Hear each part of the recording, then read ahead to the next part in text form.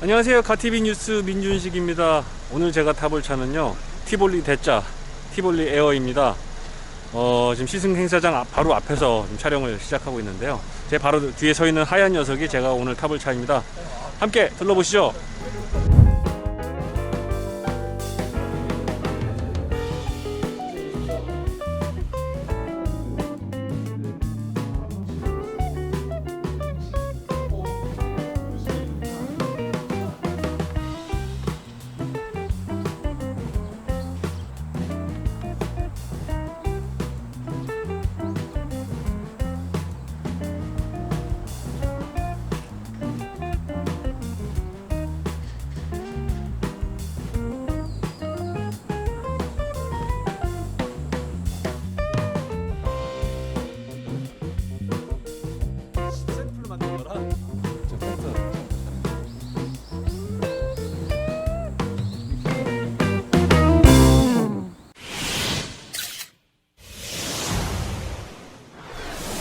익숙한 인테리어와 10.25인치 풀 디지털 계기판이 특징이죠. 티볼리는 이 메인 클러스터가 이제 페이스리프트 되면서 인테리어 디자인이 참 직관적이고 쓰기 편해지고 또 많이 고급스러워진 것이 특징입니다. 자, 마감재 체크 한번 해볼까요? 이제 블랙 무광의 얘는 플라스틱이 아니고 말랑말랑한 우레탄, 그리고 이제 가운데 이게 블레이징 콕핏의 일부일 겁니다. 이제 패턴이 들어가 있고 이게 아마 밤에 불이 들어오는 거고, 아랫부분 여기서부터는 이제 완전히 이제 플라스틱인데, 여기도 역시 그 마감이 블랙으로 되어 있어가지고 블랙에 저 무광으로 되어 있어가지고 그렇게 싸 보이지 않습니다. 그리고 이제 도어 트림 상단은부터 하단까지 전부 플라스틱이고, 가운데에 이제 패턴이 들어간, 이건 이제 카본 그 우분 패턴이라고 그러죠. 패브릭 패턴이 들어가 있는 비닐 시트가 되겠네요. 그리고 이제 스피커가 들어가고, 예, 플라스틱. 이 급여차에서는 어쩔 수가 없는데, 그나마 다행인 것은 이 플라스틱의 질감이 그렇게 싸 보이지 않다는 거입니다. 그리고 지금 엔진 소리 한번 들어보실까요? 그 엔진 소리도 엔진 소리고, 이 쌍용차의 특징이기도 하죠. 이 반응 보세요. 바늘이 굉장히 늦게 올라갑니다. 느리고요. 지금 제가 실제로는 3500rpm 이상 올라갔을 텐데 보세요. 이렇게 늦게 따라 올라갑니다. 진동소음 수준은 아주 뛰어나지는 않고, 그렇다고 또 거스리는 건 아닌 정도로 좀 파악을 하면 되겠습니다. 요즘 차의 그 가장 큰 화두는 차박이에요. 특히 그 SUV 같은 경우는 밖에서 이제 캠핑하고 숙식, 그러니까 숙까지 가능한 차 안에서 잠을 잘 수 있는 그 차박을 참 중요하게 여기는데요.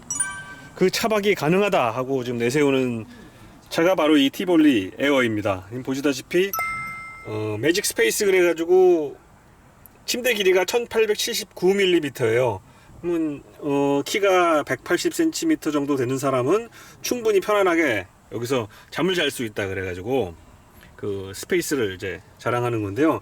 지금 보시다시피 2열 공간을 완전히 눕혀버리고 2열 시트를, 그리고 이제 에어 매트리스, 요즘 시중에 이제 판매하는 이런 에어 매트리스를 달고 침구를 해가지고 침대 세팅을 했습니다. 그리고 이제 테일게이트에 이렇게 차량막 어닝까지 달아가지고 진짜 진정한 캠핑, 텐트를 가지고 다닐 필요가 없는 진정한 캠핑을 할 수 있다 하는, 감히 B세그먼트 소형 SUV가 이런 게 가능하다 하는 그런 컨셉으로 지금 이 차를 좀 디스플레이를 하고 있습니다. 그래서 뭐 이제 시트, 뭐 무릎 공간이 얼마고 뭐 그런 거보다도 이렇게 넓은 공간을 자랑한다, 공간 활용성이 뛰어나다, 차가 기니까 왜냐하면 차가 기니까 이런 개념으로 이 차를 좀 이해를 하시면 되겠습니다. 그래서 이제 이 캠핑과 차박을 셀링 포인트로 삼았다는 게 이제 티볼리의 좀 특징이 되겠네요. 티볼리 에어에. 그래서 지금 이렇게 캠핑 세팅을 해 놓았고, 그리고 지금 이 마지막에 디피되어 있는 이 차량은요, 캠핑카로 아예 개조를 했다고 합니다. 그래서 보시면 이제 샤워 마크가 있죠. 그래서 여기 샤워를 할 수 있는 물 탱크가 이제 연결이 되어 있어가지고, 그리고 이제 물을 씻을 수 있는 이제 수도 꼭지를 연결해 놓고 이렇게 좀 싱크대 세팅을 하고, 그리고 전원, 필요한 전원을 갖다가 이렇게 연결해 가지고 쓸 수 있는 컨트롤 패널까지 한 이제 캠핑카 세팅의 티볼리 에어입니다.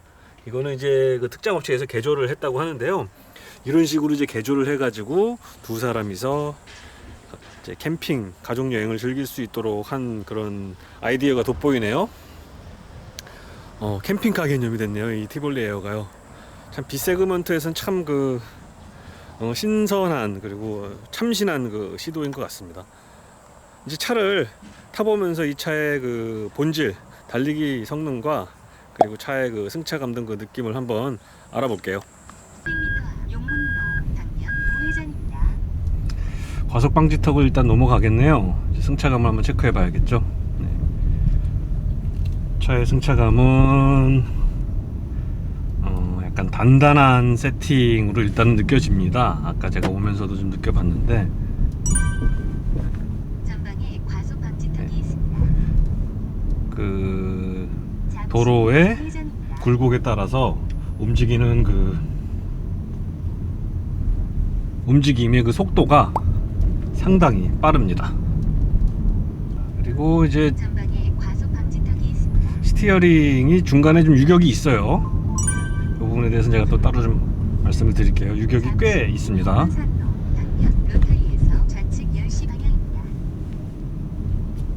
충격을 이제 흡수한다기보다는 이제 딱 버팅기는 듯한 느낌의 그 서스펜션 세팅이에요. 그래서 단단한 쪽에 가깝습니다. 세팅은. 약 300m 마룡 교차로에서 용문산 충격이 이제 오면은 샤프하게 충격이 들어오면은 이거를 12시 방향입니다. 네. 약간 그 먹어서 충격을 흡수한다기보다는 약간 좀 버티는 그런 느낌이 강합니다. 그리고 일정 순간이 되면 뒤에서는 약간 그 출렁거림까지 좀 느껴지는 정도로 보시면 되겠습니다. 계기판은 일부러 일단 그 RPM과 속도를 이제 보여주는 그 계기판 클러스터 위주의 세팅으로 좀 바꿨습니다. 참고로 이 티볼리는 아주 다양한 계기판 그 조절이 가능하고요. 심지어는 아우디처럼 그 계기판 가운데 그 맵 지도를 갖다가 내비게이션 맵을 넣을 수 있는 그런 세팅까지 가능합니다. 지금 이제 고속화도로 지금 국도에 좀 올라오게 되겠고요. 그러니까 저기 일반 티볼리 소자 베리뉴 티볼리를 처음 타봤을 때도 느꼈던 점인데, 이 티볼리가 전작에 비해서 그 노면에서 올라오는 진동과 소음을 아주 획기적으로 잘 차단했습니다. 개선된 거죠. 그러니까 노면 소음도를 획기적으로 개선해 가지고 상당히 타기가 편해졌어요. 이런 부분이 신형 티볼리의 가장 큰 반가운 변화가 되겠지요. 그런데 이 스티어링 감각이 좀 무딘 거는 여전합니다. 제가 이 부분을 좀 말씀을 드릴게요. 이제 이 차도 지금 제가 이게 스티어링만큼 돌리고 있는데 중간에서 이게 노는 유격이 꽤 있어요. 이제 이게 그 MDPS, 그러니까 EPS 전자식 스티어링에 지금 세팅 잘못된 차들이 보통 이런 증상을 많이 보이는데요. 요게 이제 이렇게 중간에서 이렇게 노는 데가 있으면은 이게 어떤 느낌을 주냐면은 이 스티어링이 제대로 그 차의 그 바퀴와 연결되어 있지 않다는 느낌을 줍니다. 그래서 내가 돌린 만큼 제대로 정직하게 안 돌아가고 있다 하는 느낌을 주거든요. 그리고 고속에서 이제 직진 주행을 할 때는 중심을 못 잡는 듯한 그런 이제 느낌까지 주기 때문에 그런 부분이 이제 지적을 많이 받아요. 그래서 제가 이거를 타면서 차라리 드라이브 모드를 스포츠로 놓고 약간 좀 단단하게 이걸 조여버리니까는 가운데서 이게 좀 똑같이 놉니다. 이게 똑같이 놀긴 하지만은 이게 이제 센터 부분에서 이게 스티어링이 단단해지니까는 오히려 이렇게 좀 단절된 듯한 그런 불안한 느낌을 주지 않고 더 안정적인 느낌을 주는 것 같아서 저는 아까 올 때도 그렇고 내내 이제 스포츠 모드로 이거를 놓고 주행을 했습니다. 여기서 계기판 변화를 한번 좀 보여드릴게요. 이제 이게 차선 유지 기능을 중시로 한 계기판 모드고요. 그리고 이게 이제 내비게이션 이제 모드거든요. 이러면 이제 보면 내비게이션에 이렇게 그 지도가 오고요. 이제 계기판을 이렇게 다이얼식으로도 바꿀 수 있고, 그리고 이렇게 완전 큰 지도로도 바꿀 수 있고, 그리고 이제 제가 좋아하는 이제 두 다이얼과 아날로그식이죠. 그리고 요건 이제 간단하게 방향만 나타내 주는 거고요. 그리고 이제 아우디처럼 지도가 이제 삽입되는, 입체 지도가 삽입되는 그런 모양. 그 디지털 클러스터니까 이게 모두 가능한 거죠. 요게 이제 이런 B급, 그러니까 B 세그먼트라 그러죠. 소형 SUV에는 참 이채롭죠. 이런 게 있다는 게. 그래서 저는 이거를 이제 아까 했던 그 계기판 위주, 이거 약간 렉서스 세팅인데요. 그걸로 하겠습니다. 그리고 제가 이제 이 차의 아이싱 미션, 명기죠. 아주 유명한 명기고, 뭐 변속 손실도 없고 기어도 빠릿빠릿하게 잘 변속한다 그러는데, 이 차를 보시면요, 보세요. 기어 바꾸는 게, 이게 기어가 바꾸는 거야 아닌 거야 하는 정도로 지금 반응이 굉장히 늦게 움직이죠. 네, 이 차의 그 RPM 게이지가요 굉장히 반응이 늦습니다. 실제 그 엔진 회전수 돌아가는 거보다 훨씬 한 1.5배, 한 30%에서 50%는 늦게 반응을 하기 때문에, 이게 이제 미션이 제대로 반응을 못하고, 그리고 느리고 슬립도 많은 것처럼 보입니다. 근데 실제 그렇지는 않고요. 제가 느껴지는 바로는 아주 뭐 듀얼 클러치처럼 정광석과 같이 빠른 변속은 아니지만은 일반 오토매틱 미션으로서는 충분히 절도 있고 빠릿빠릿한, 그리고 부드러운 변속을 하는 것을 볼 수가 있습니다. 뭐 요 정도가 이제 주행 특성이 되겠네요. 이제 좀 이따가 제가 고속도로에 올라가면은 이제 반자율 주행을 한번 놓고, 얘가 반자율 주행을 얼마나 잘하는지도 한번 체크를 해보겠습니다. 자, 이제 엔진 진동 소음 테스트 체크 한번 해볼까요? 이제 고속도로를 이제 진입을 하게 되니까는요, 엔진의 그 진동 소음 특성에 대해서, 그리고 트랜스미션 반응에 대해서 한번 알아보도록 하겠습니다. 이제 지금 고속도로를 진입하기 직전에 이제 그 연결 도로를 지금 천천히 주행을 하고 있고요. 자, 이제 여기서 이제 속도를 좀 더 붙여야 되니까 한번 이제 붙여볼게요. 지금 한 2000rpm에서는 예, 2-3,000 rpm 그 실용 영역에서는 조금 거친 느낌이 들어요. 좀 이렇게 소리를 들으셨는지 모르겠는데, 이게 오셨는지 모르겠는데, 제 귀로 듣기에는 약간 그 거친 숨을 몰아쉬는 경향이 있습니다. 이게 그래서 뭐 이렇게 거슬리진 않지만은, 뭐 그래도 부밍음이 심하지도 않지만은 좀 약간은 거친 음색이다 하는 느낌은 드는데요. 자, 이제 풀악셀을 한번 해볼게요. 고속도로에서.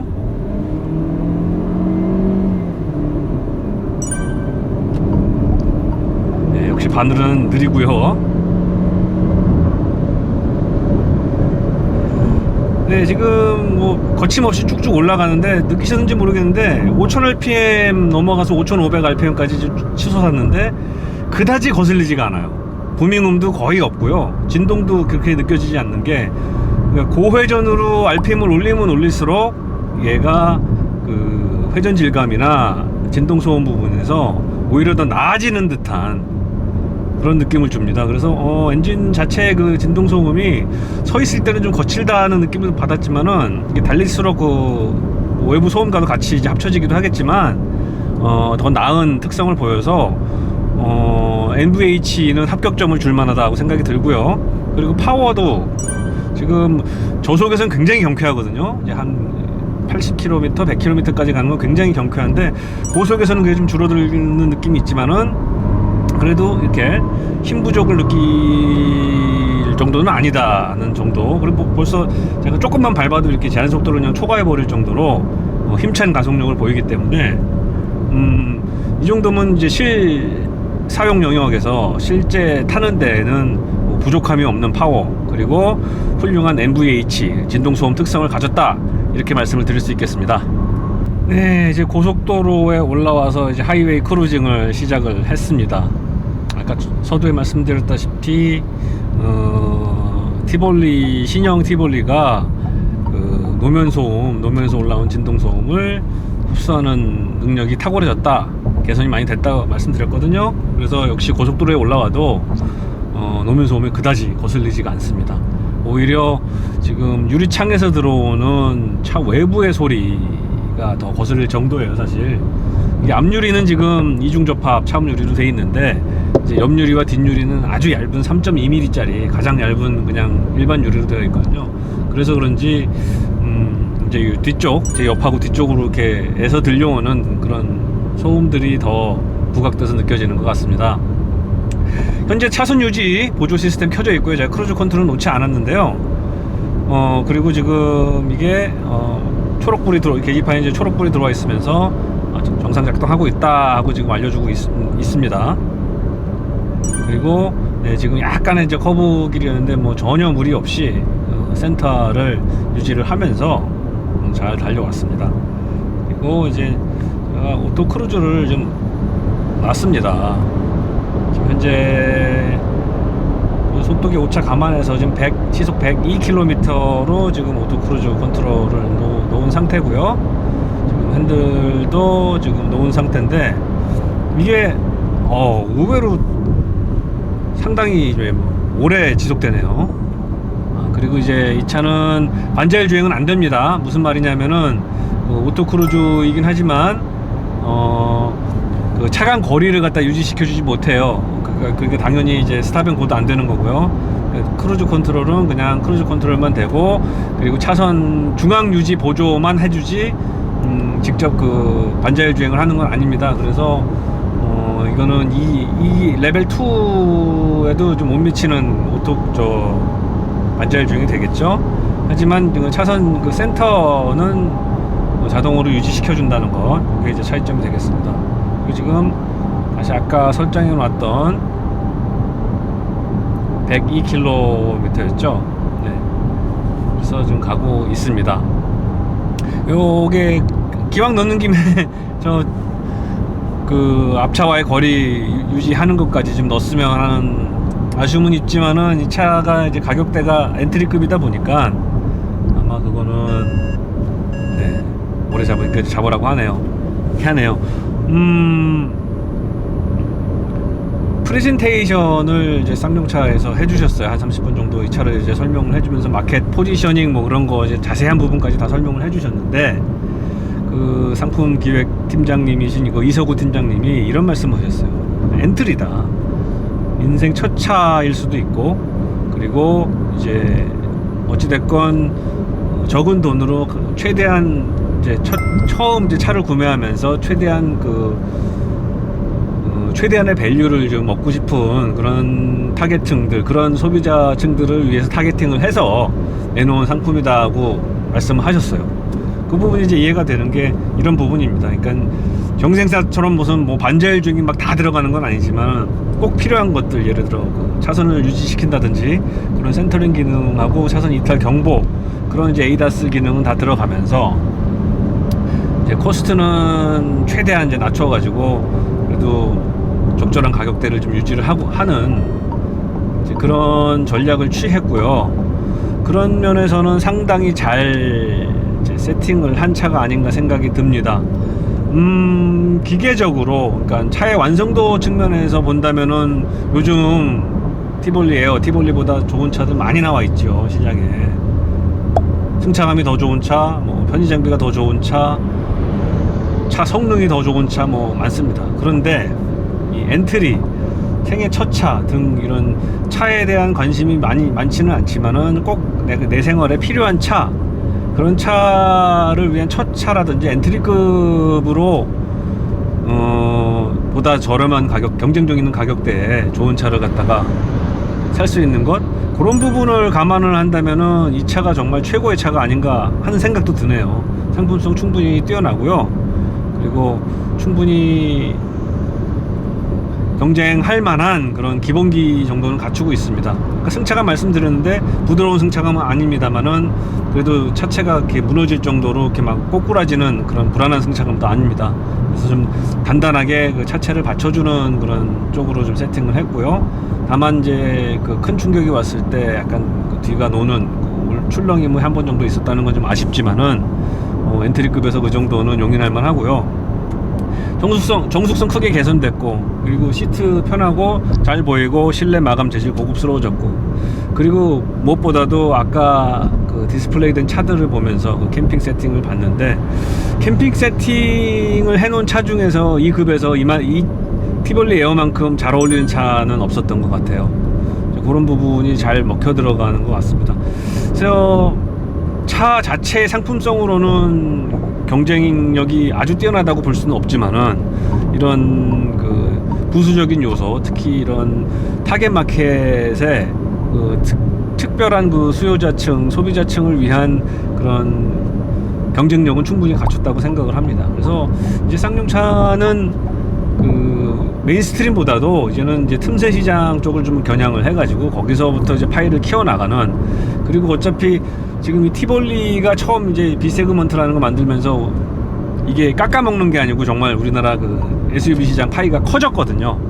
그런 부분에서 또 그 커진 파이에서 더 커진 그 틈새를 충분히 나눠 먹을 수 있는 경쟁력을 가졌다고 생각을 합니다. 그래서 차 성능이나 뭐 팬시한 거를 따지지 않으신다면, 그리고 실용적인 것, 그리고 다른 데서는 볼 수 없는 그런 또 쌍용차만의 그런 독특한 매력이 있거든요. 그런 게 마음에 드신다면은 충분한 그 가치가 있는 차라고 생각을 합니다. 충분히 매력이 있고 참 괜찮네요, 차가. 약간 옛날 차 같은 느낌도 분명히 있습니다만은, 그래도 이게 상품성이 충분히 개선이 되면서, 오랜 시간에 거쳐서 개선이 되면서 충분한 경쟁력을 갖췄다고 생각을 합니다. 추천하냐고요? 네, 이 차 추천합니다. 충분히 그 구매할 만한 훌륭한 가치를 가지고 있는 차라고 생각을 합니다. 인생 첫 차를 구매하시는 분들께는 어드바이스를 드리자면은, 충분히 구매 가치가 있는 차량이니까 한번 고려를 해보시는 것도 좋을 것 같습니다. 이것으로 짧은 리뷰를 마치도록 하겠습니다.